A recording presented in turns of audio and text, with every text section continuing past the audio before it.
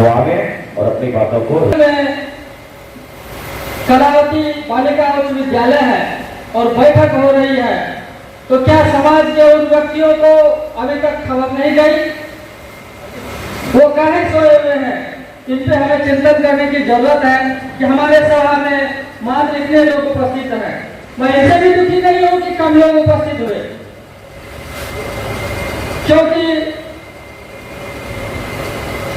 किसी भी अच्छे लोगों की जो बैठक होती है उनमें संख्या बल को बढ़ाने में पहले से या तो मेहनत करनी पड़ती है, सब लोगों को जागरूक करना पड़ता है, या लोगों की अपनी स्वेच्छा होती है, लोगों को अपने अंदर जागृति होती है, जिनके कारण वो आकर के ऐसे सामाजिक संगठन में अपना सहयोग देंगे, तब जाकर के एक बहुत अच्छा संगठन बन के तैयार हो। अभी हमारे सामने आज जो कार्यक्रम का उद्देश्य है, आज 1 दिवसीय बैठक है और श्रद्धांजलि सभा भी है।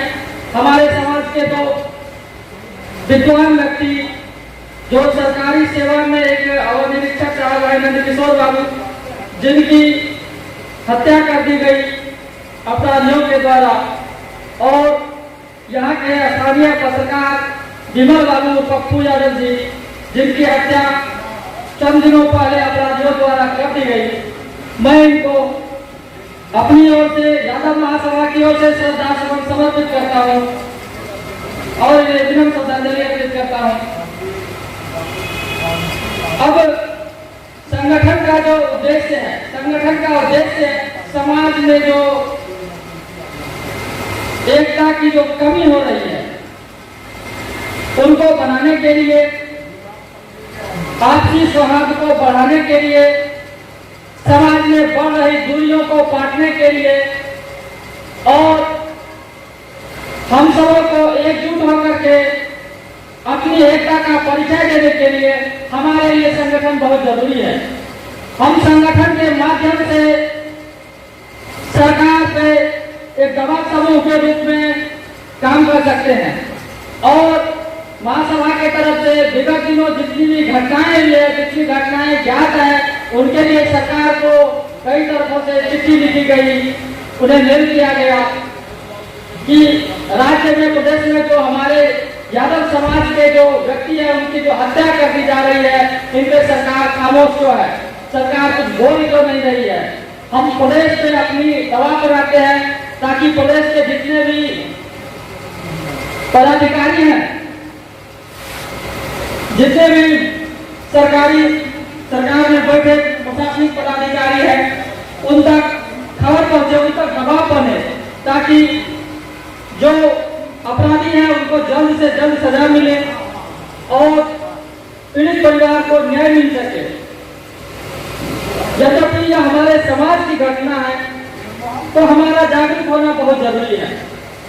समाज के लिए बैठक होता है, समाज का संगठन है, फिर अगर समाज में घटनाएं होंगी तो वो संगठन अगर आपके बीच न आए तो यह बहुत दुखद है।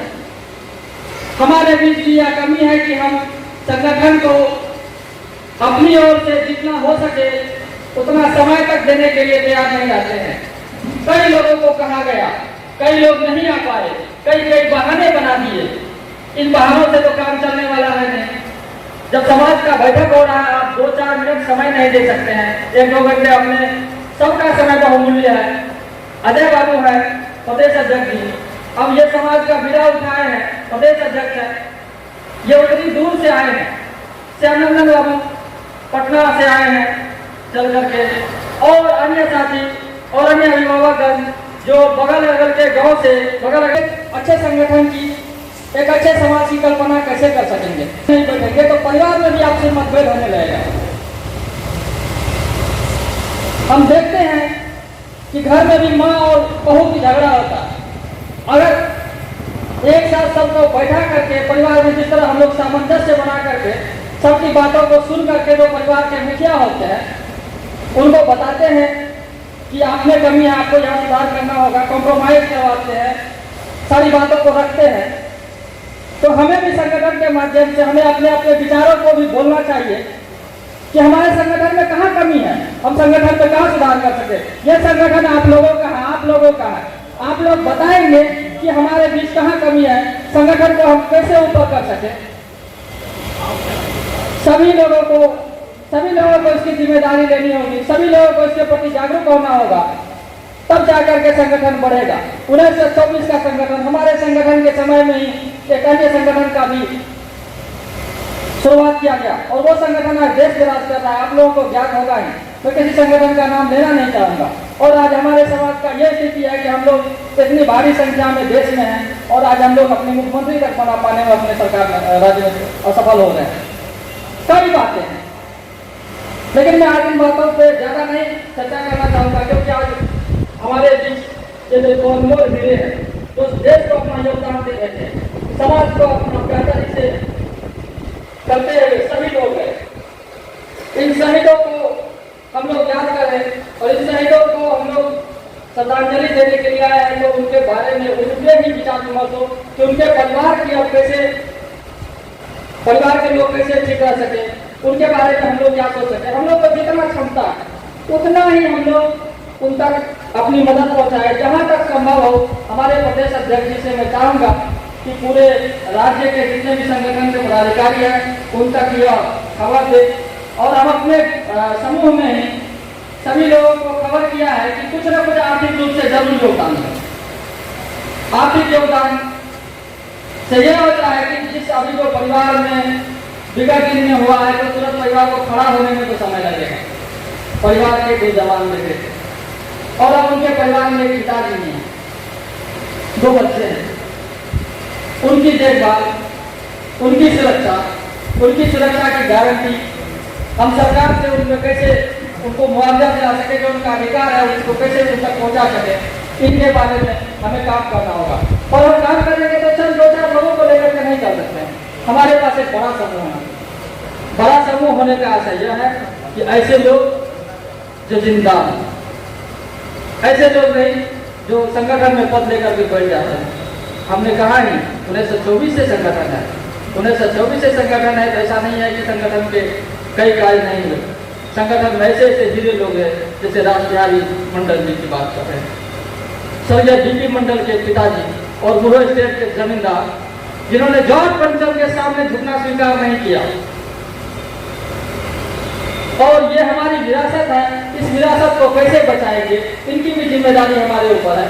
हम लोगों से जितना भी बन सके, जितना भी सहयोग हो, जितना हम समय अपना दे पाए, अपने जीवन के समय में से थोड़ा सा समय हम अपने समाज के प्रति दे, क्योंकि जब समाज नहीं रहेगा तो हम कहाँ, हम अपने आप को जान कैसे पाएंगे। हमारे जानने के लिए हमारा संगठन है। आज समाज में शैक्षणिक स्थिति की भी चर्चा अगर बात की जाए तो समाज की शैक्षणिक स्थिति क्या है, इन पर भी चर्चा करना होगा। समाजी व्यक्ति हो, समाज के कोई भी दुष्ट व्यक्ति हो, उनको हमें अपने समाज के अंदर एक ऐसा माहौल बनाना होगा कि उन व्यक्तियों को समाज से अलग अलग करके उन्हें हटा दिया जाए, क्योंकि एक गलत व्यक्ति के चलते पूरा समाज बदनाम होता है। आज हमारे समाज के बारे में अगर कुछ लोग गलत कहेंगे तो यही कारण से कहेंगे, तो उन्हें हमारे बीच में भी कमी है कि हम अपने बच्चों को नैतिक शिक्षा देने में सफल नहीं हो पाए।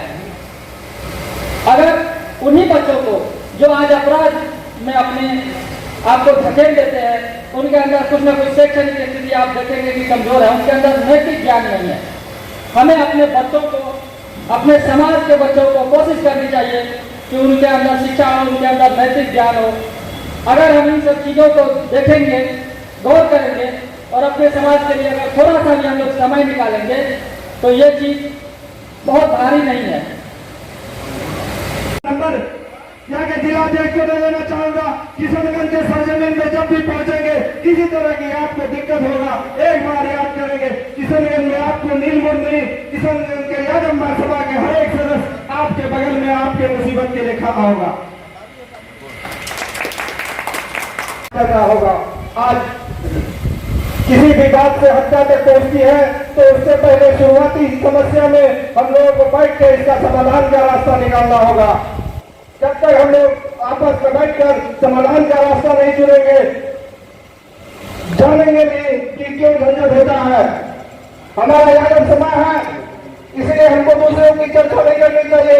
हम आज जिस क्षेत्र से जीते हैं, किशनगंज से एक एकदम मुस्लिम बहुत आबादी क्षेत्र है, उसके बाद हम जिस जगह जीते हैं लक्ष्मीपुर दिगरगंज मेरा घर हुआ, और दिगरगंज में हम लोग इतने बहुत कम आबादी में है तो क्या कहेंगे, मुश्किल से हम लोग 100 यादव होंगे पूरे पंचायत में। लेकिन वहाँ की एक देखे हम लोग, और वहाँ एक सिरसा बिरादरी से लोग हैं, उन लोगों का हम लोग जो मिलत देखे बड़ी असर किए, उसका चर्चा हम थोड़ा सा याद करना चाह रहे हैं। उन लोगों के बीच में गांव देहात में मरल सजाव होता है। पुराना है, इसमें कोई शक नहीं। एक बंधु कहे थे कि जो कुछ संगठन आजादी के कुछ साल पहले जन्म लिया, अभी देश पर शासन कर रहा है। ये बहुत विचारणीय बात है, और हो सकेगा तो हम लोग इस मामले में अभी पूर्णिया के बंधुओं से बात करेंगे। बस मैं इतना ही कहूँगा, बस धन्यवाद। पूरे दुनिया के लोगों के संरक्षण का कार्य किया है। मैं भी शिक्षा के पद पर स्थापित हूँ, शिक्षक के रूप में शिक्षा देने का कार्य कर रहा हूँ। मेरे पिताजी भी शिक्षक थे, मैं शिक्षक संतान भी हूँ। मेरे पिताजी शिक्षा के क्षेत्र में 38 साल सेवा किए, और अपने जाति के लोगों के साथ साथ समाज के अन्य जाति के लोगों को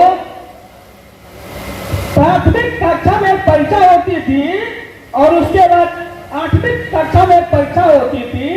सैनिक, नेतरहाट, नवोदय, अन्य सारे बहुत